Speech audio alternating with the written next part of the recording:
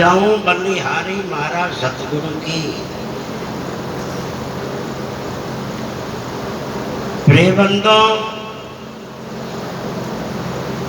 भवसागर कहीं बड़ा भारी भरा हुआ बांध नहीं है।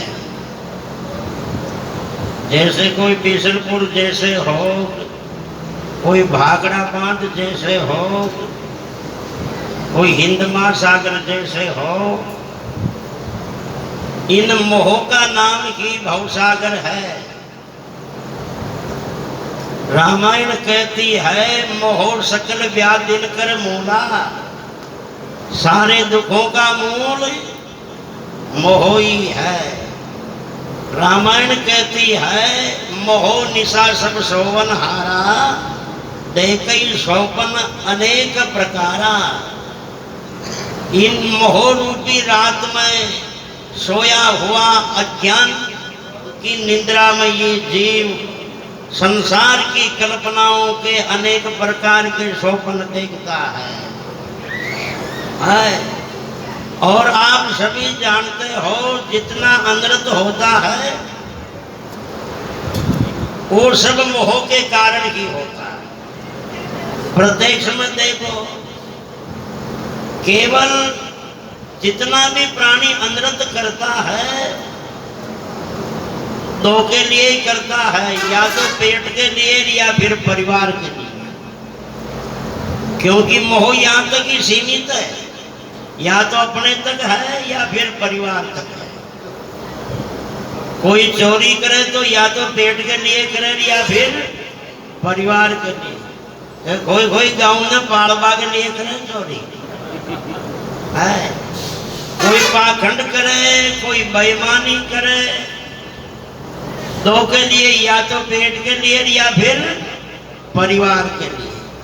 कोई बेईमानी करे, कोई पाखंड अनीति करे तो समाज में पाड़वा के लिए न करे, दो के लिए, पेट के लिए या परिवार के लिए। और ध्यान देना, मोह बड़ा खतरनाक है।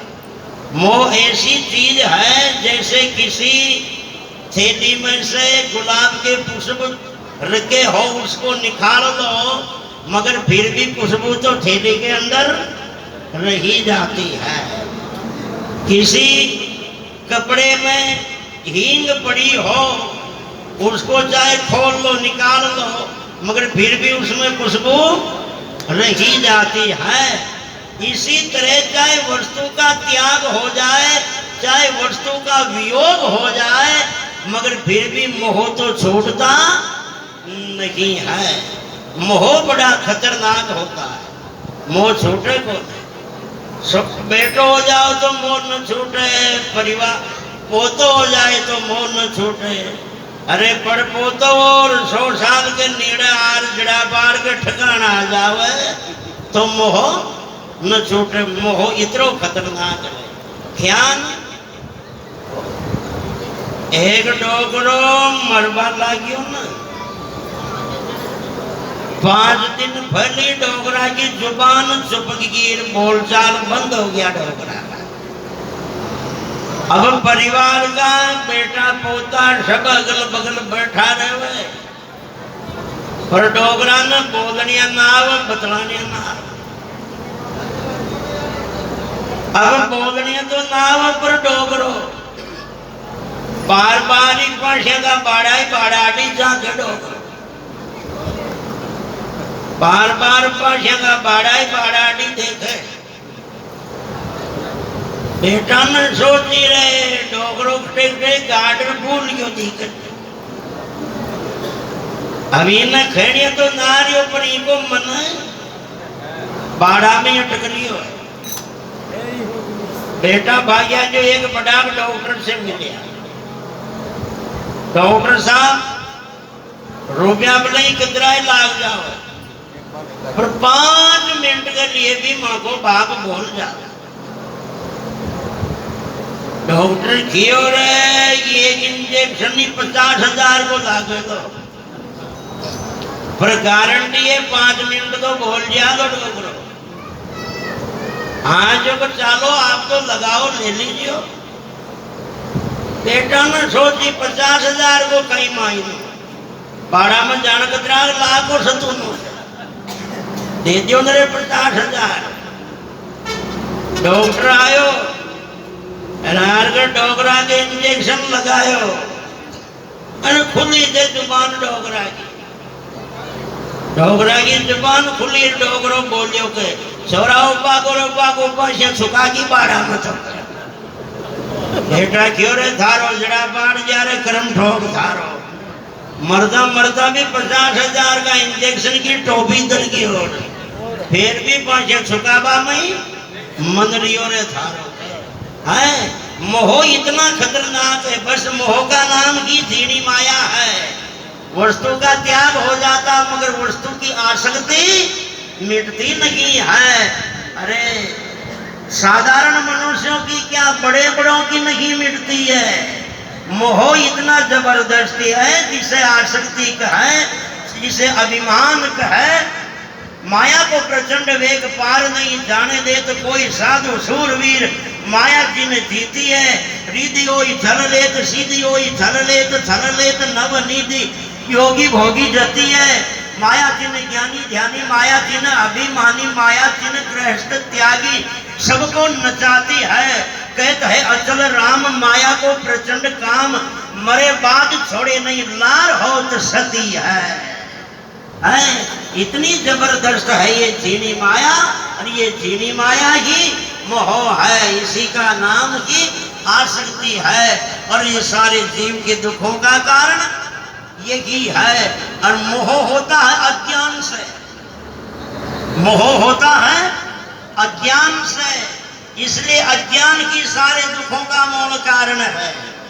आध्यात्म रामायण में आता है कि अज्ञान में वासे मूल कारणम तद्वान में वात्र विदो विदीयते तनाश विदो पटियसी न क्रम तज्जम सा विरोधी रितम। यानी झूठी चीज में किसी का मोह नहीं होता है, नकली चीज में किसी का मोह नहीं होता है। हमेशा के लिए सत्य चीज में, असली चीज में ही, काम की चीज में ही प्राणी का मोह होता है।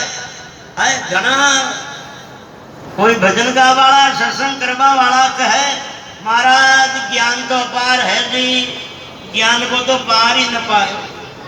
मैं क्यों जो रे पार ही न पायो तो क्यों फादर पड़ गया?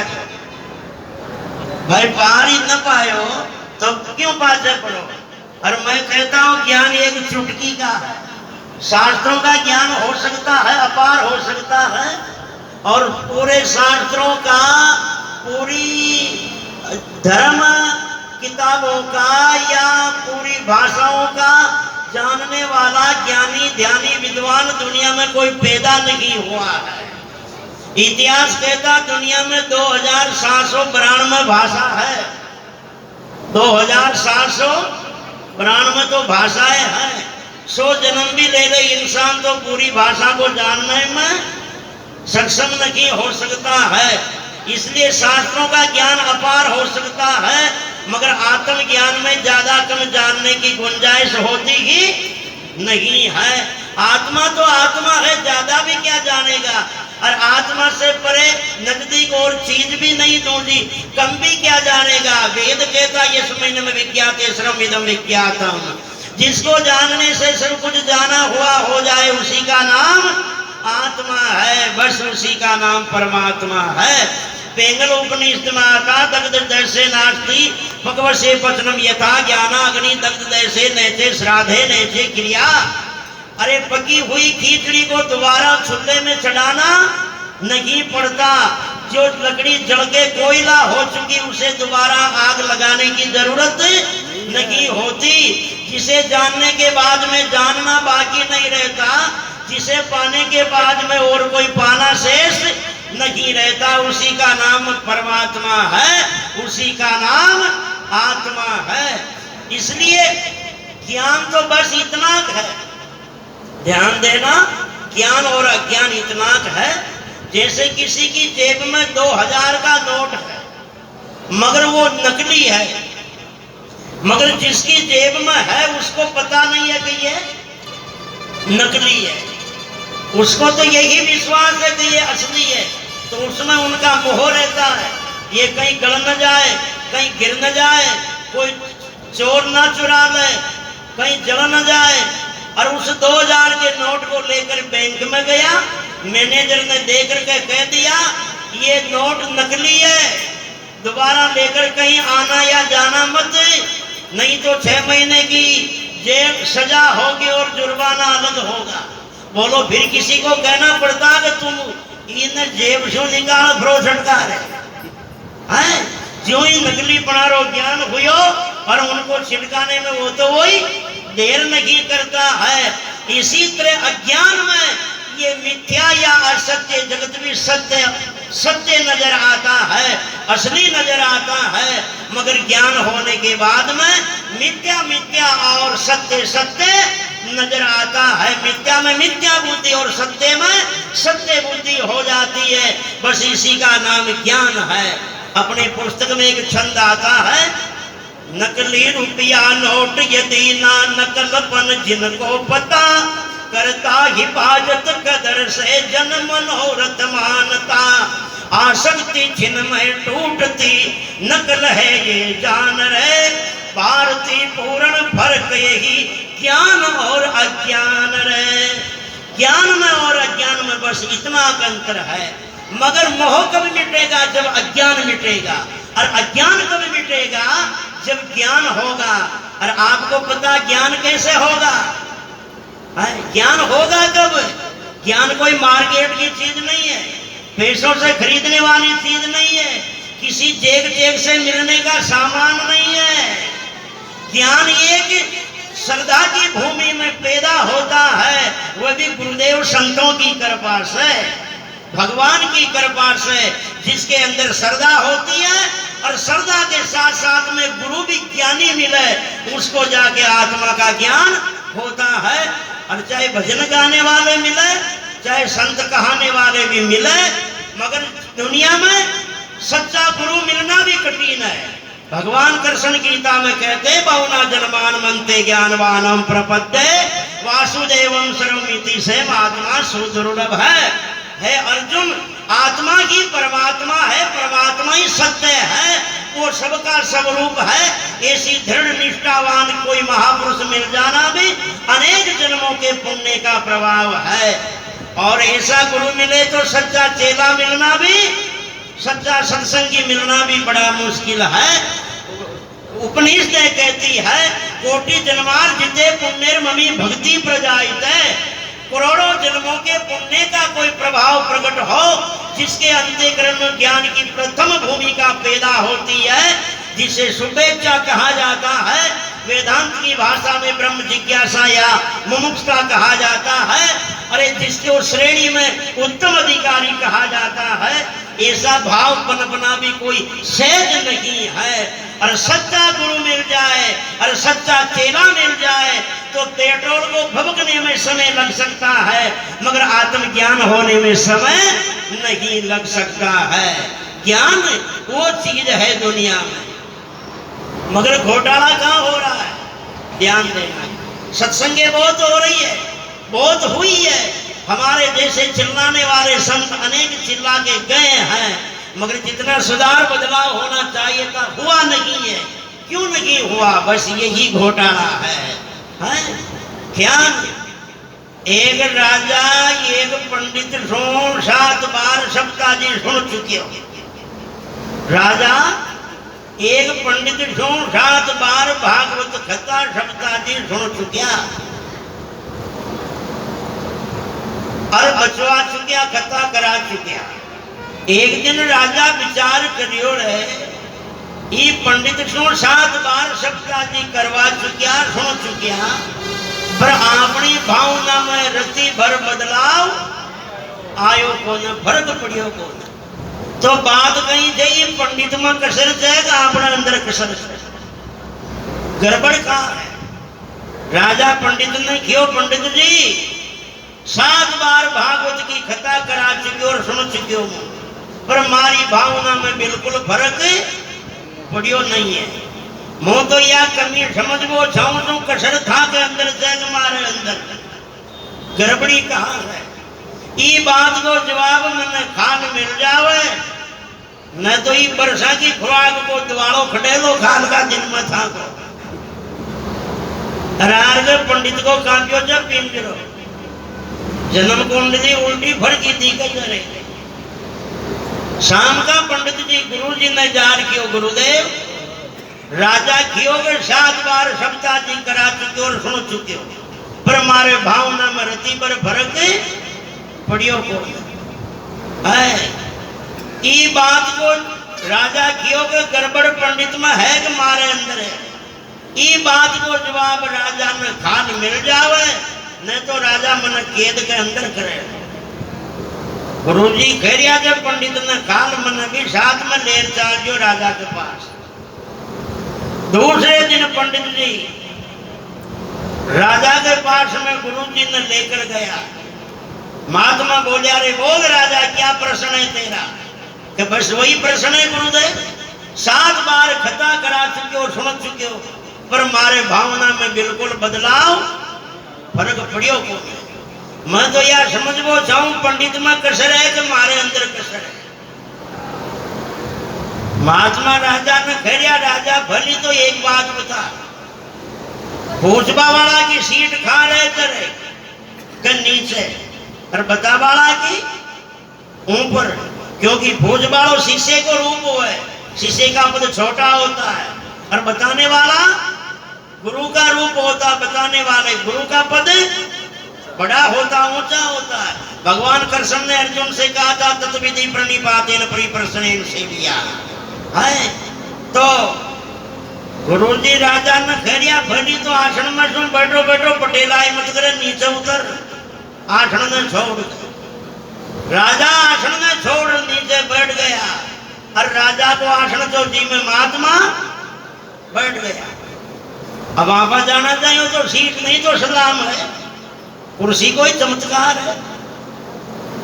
महात्मा नौकरा में क्यों रही एक खंबा के तो ये पंडित ने बांध दियो और एक खंबा के ये राजा ने बांध दियो। आए नौकरी एक खंबा के पंडित ने बांध दियो और एक खंबा के राजा ने बांध दिया। महात्मा राजा ने खेरिया राजा जाओ पंडित जी ने खोल रहा होते राजा खेरियो अंदाजा मुझे खुद ही उलझ रही हो मुंह पंडित ने ध्यान खोल दी कि जाओ तो पंडित जी थे खोल दियो राजा ने। पंडित खेरियो अंदाजा मुझे खुद ही उलझ रही हो मैं बंदियोड़ो हूं मैं राजा ने क्या न खोलो। जब महात्मा ने कहा रे राजा बस यही उत्तर है तेरे प्रश्न का जो स्वयं मुक्त होता है वही दूसरे का बंधन खोलता है। जो स्वयं ही बंधा हुआ होता है वह दूसरे का बंधन कभी खोल नहीं सकता है। इले राजा अरे यो पंडित भी साचो आत्मज्ञानी को न जो यो भी पेट का चक्र में उलझ रही हो जो। अरे राजा थारी भी सच्ची भावना को न जी तू भी राजा बनेगी करडाउन में सुन रही हो जो। इसलिए जीवन में बदलाव आयो नहीं है। यही स्थिति आज अपन लोगों की हो रही है। बहुत सुन रहे हैं बहुत सुनाने वाले हो रहे मगर मामला दोनों तरफ से गड़बड़ है। सुनाने वालों का भी सच्ची निष्ठा ये नहीं कि तुम्हारा सुधार हो। हमारे जैसे सुनाने वालों की भी सोच यही है अपने को टाइम पास करना 4 बजे आरती करनी है टका लेके भागना है। ये सुधरे तो सुधरो या लाभो लागो और था को भी मकसद इतनो कि आपने भी टाइम पास के लिए बैठनो है करनो कहीं है एक रात अटे गुजार लिया थे। अब किसी की है सुननी तो है मगर माननी नहीं है। अब बोलो जीवन में बदलाव आए कैसे? इसलिए कहा है बंदो अरे कांच में 4 विशेषता होती है जब जाकर के मुख नजर आता है। पहले नंबर में कांच साफ हो, दूसरे नंबर में कांच सीधा हो और तीसरे नंबर में है कांच यानी साफ भी हो कांच यानी सीधा भी हो और जहां मुख देके जहां उजाला भी हो और चौथी एक विशेषता अपनी आंखें भी तो सलामत हो। है कांच सीधा है साफ है या दोपहर में हाथ में पकड़ियोड़ा है मगर अपना ही फ्यूज खत्म है तो वो तो कांच कहीं कह रही है। इसलिए कहा है अरे कांच का साफ होना, अंतःकरण पवित्र होना, वेदांत की भाषा में मल दोष हटना। कांच का सीधा होना यानी अंतर्मुख होना, एकाग्र चित्तवृत्ति होना, जिसको मन दोष हटना कहते हैं। अरे उजाला होना, आवरण दोष हटना कहते हैं। तीसरी अपनी जिज्ञासा की आंख भी खुली हो। बोलो सदगुरुदेव भगवान की, बोलो राम जी महाराज की, बोलो सायर घर अवतार की। एक पद और सुनो।